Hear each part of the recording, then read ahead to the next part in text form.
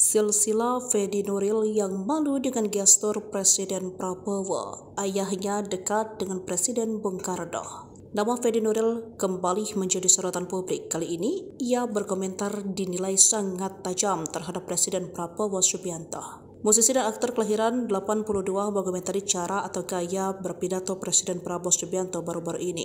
Secara jelas, melalui platform X, Fedi Nuril mengaku malu. Rasa malunya dilatar belakangi oleh gestur Presiden Prabowo yang dipandang bak seorang bocah, alih-alih pria matang berusia 73 tahun. Gue malu Presiden RI yang sudah berumur 73 tahun berpidato menggunakan gestur ala bocah dan ngomong endasmu, tulis Fedi Nuril dalam tweet yang dikutip Senin 17 Februari. Kesempatan yang sama juga digunakan Fedi Nuril untuk mengomentari mereka yang tertawa usai pernyataan dari Presiden yang disampaikan. Di ruangan itu reaksinya banyak yang ketawa pula, tulis Fedi Nuril menyambung. Ini memang bukan kritikan pertama dari Fedi Nuril, namun keberaniannya juga dipertanyakan di samping sanjungan setinggi langit yang terlontar oleh penggemar. Siapa sebenarnya sosok Fedi Nuril? Apakah ia hanya seorang aktor atau justru anak sekaligus cucu dari seorang yang juga seberani dirinya dalam mengkritik orang nomor 1 di Indonesia?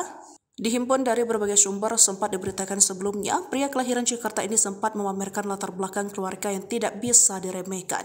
Ia adalah anak dari pasangan Nuril Rahman dan Tuti Nuril. Kedua orang tuanya tak lain adalah perantau dari Minang. Pada masanya, ayah Fedi Nuril merupakan seorang yang berkecimpung di dunia militer. Pangkat terakhir dari Nuril Rahman adalah kolonel. Pada kesempatan sebelumnya, Fedi mengumbar apa saja peran dari ayahnya selama masih hidup. Konon sang ayah ikut memperjuangkan kemerdekaan tanah air Indonesia. Kontribusi ayah Fedi Nuril di dunia militer membuatnya dekat dengan sosok ternama. Bahkan sosok tersebut bisa dibilang setara dengan Presiden Prabowo Subianto.